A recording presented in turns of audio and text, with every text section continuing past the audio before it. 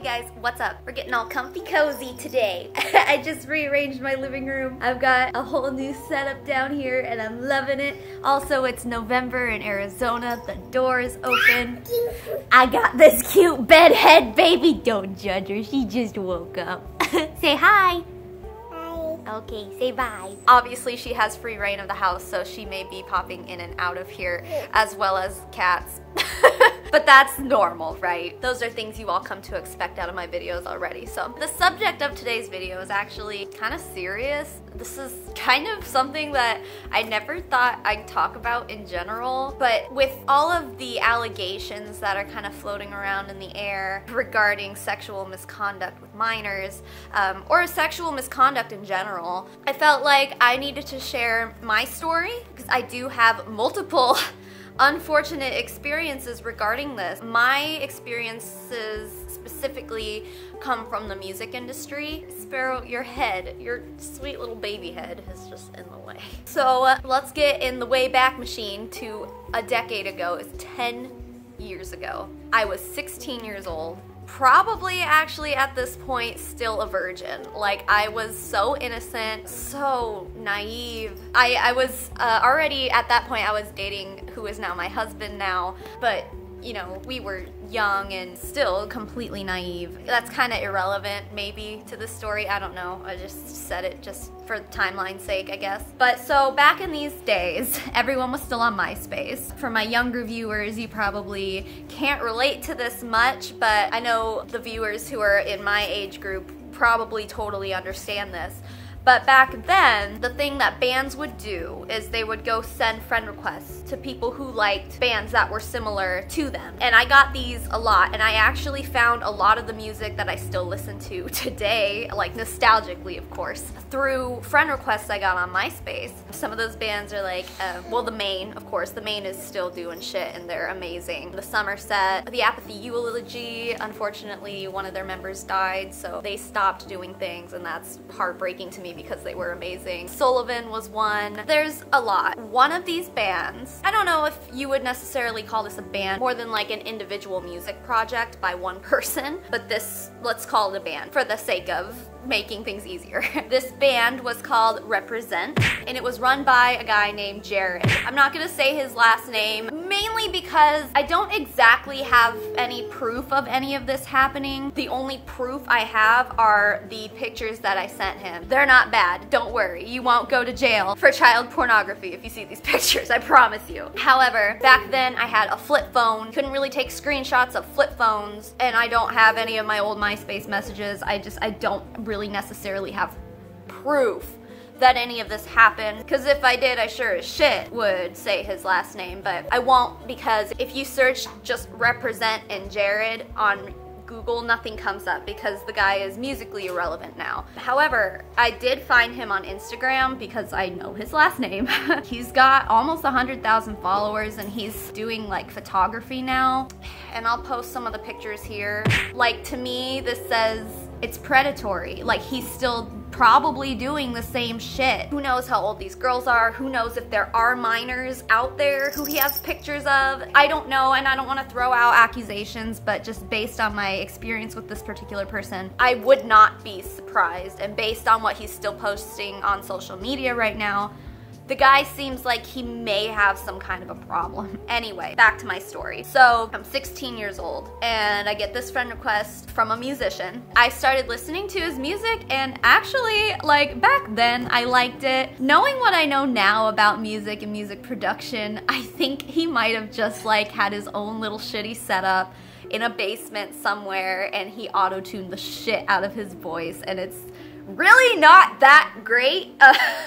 But like, if I listen to those songs now, it's just kind of a nostalgic feeling. But anyway, I bought this guy's EP. I bought one or two of his t-shirts. So I was, you know, supportive. That's what I liked to do back then. All the bands that I liked back then, I always bought their CDs and I would buy merch from them because I wanted, even as a 16-year-old girl, I wanted to be supportive of the smaller artists. So that's what I would do. Jared had on his Represent MySpace music page, he had a folder of pictures called fan signs, or probably just signs or something like that. But back in the MySpace days, this was the cool thing to do. You would write someone's name on your hand, or like, I don't know, some people would do it on their cheek or on their arm, or yeah, I don't know, and take a picture like this. I sent him one because he had a whole album of them, and they were all, I'd say like 90% of them were girls my age, but they weren't risque or anything. It was just girls like, represent. And so I did that. Here is the picture. There's actually a few more.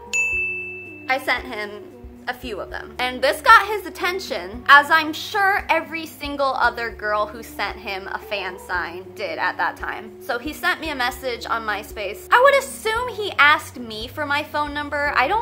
There's no way he would have given just some random girl his phone number, but maybe, I don't know. Somehow we ended up exchanging phone numbers, and he was texting me right away. I remember, like, I was in Vegas with my family. I even have like an old video where I get a text message from him. It doesn't say that in the video, but like, I know that trip he was blowing up my phone like non-stop. I don't know where you start at.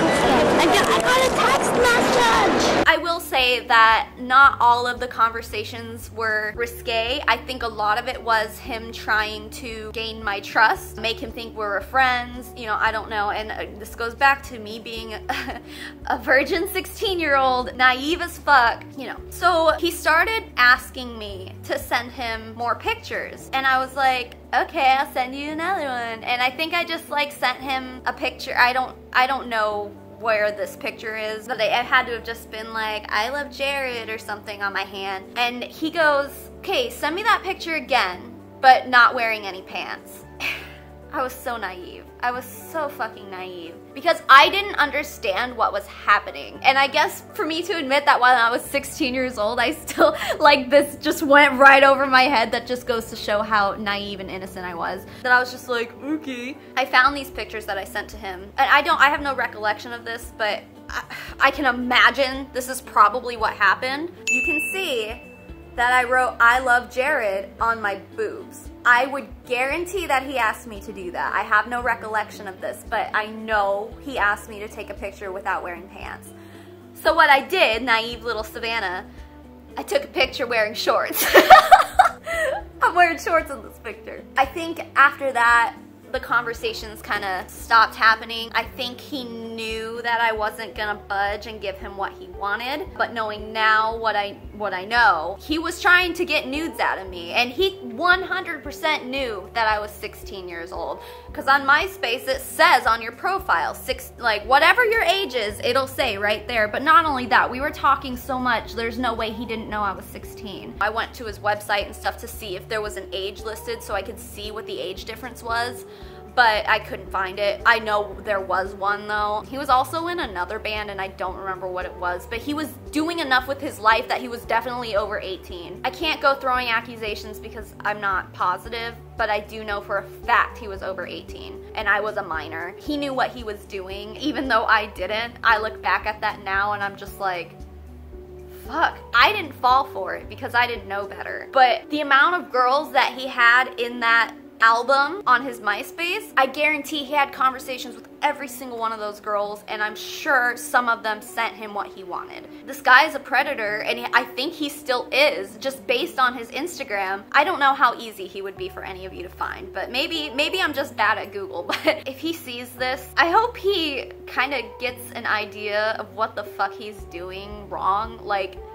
it's so wrong. I can't say this experience scarred me, because honestly, I didn't really realize what was going on until I was older. Just looking back at it now, it just kind of makes me go, ugh. Well, that's pretty much it. And it could have been a lot worse. Like, if I would have sent him, like, nudies like he wanted, yeah, I'd say I'd be scarred for life, dude. Like, fuck yeah. So that was more of my innocent story. Now this next story is very personal, and I'm not gonna say much about it. Mainly because I know there's people who are going to watch this video who know who I'm talking about, because this was ongoing for a good like 3 years or so, and it was a very hard personal time in my life. But I guess what I will say is that I befriended someone in a local band. This was probably, it had to have been like 5 years ago is when this started, this particular person knew that I did music too and kind of started taking me under his wing. And what I do have to say is that with this person, I don't think I would be where I am now in the local music scene without what he did. And the reason I say that is because I needed someone to tell me I was worth it and that I had the talent and pull the drive out of me, because I don't think I could have done it myself. I mean, maybe I'm not giving myself enough credit, but to have someone who's doing something that you want to do yourself tell you that you can do it, that's a lot of validation. So he really got into my head, into my heart really quick by form of validation. I'll say, he is a very talented musician. So to be validated by someone who I thought was so talented was just like, shit, I can do this too. And because of him, I was introduced to a lot of people that I know now who have just really gotten me to where I am, and I'm so grateful for where I am. I don't know if I can say I'm grateful for this person though. But anyway, that part of the story is just to show like, that's how this person gained my trust. I ended up kind of like telling him a lot of personal things because I trusted him. I believed everything he said for years. It ended up fucking with my life in the form of fucking with my marriage. And you know, same thing, I'm not gonna go into detail because it really is shitty. But I mean, my husband and I are still healing from this experience, but let's just say sexual gratification on his end was what was driving him. Luckily, when he hung me out to dry, I knew what was happening. It took many years to figure out what was going on because naivety, honestly. I mean, I was in my 20s at this point, but fuck, you think that you're grown up, but you're not. 20, 21, 22, those numbers mean nothing. It takes a lot of life experience. Age doesn't define the things you know. Your life experiences kind of define the things you know. And because of this particular experience, I don't trust anyone. I'm not naive anymore. I can't afford to be naive anymore because I have this beautiful girl and she depends on me to teach her life lessons, and I hope that my lack of naivety now can rub off on her. I have something to live for now. I have a lot of things to live for now. Sometimes you don't really live in reality until something goes wrong. And sometimes you don't take care of yourself the way you're supposed to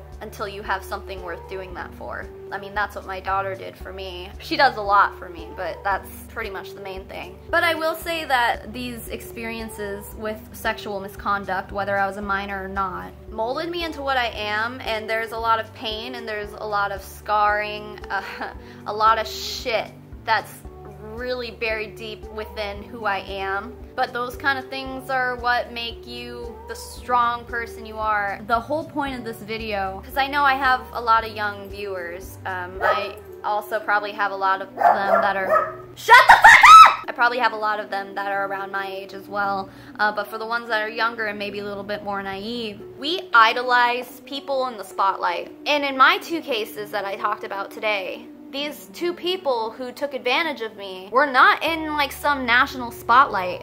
One was a local spotlight and the other one was just like some shitty MySpace musician who really was nothing. He's so nothing that you can't find his band unless you really dig deep. He wasn't on a national spotlight. You don't have to be necessarily a famous person. They have to just be someone who may have influence over you in one way or another. You have to really watch yourself. It's important to be aware that some people are really fucking shitty, and some people will use their charm, their position to take advantage of you, and you have to be aware of that. I've built a relationship with myself where I know I don't really need anybody. I need my husband because he's been there with me side by side for the past almost 11 years. He's been through the same shit I have. I need him. If he wasn't around, I wouldn't go looking for another person. And that's just because of my lack of trust in people. Maybe that's what these experiences have done to me on a long-term scale. It's sad. Maybe it's because I have my daughter now and I'm just like, all I need is her.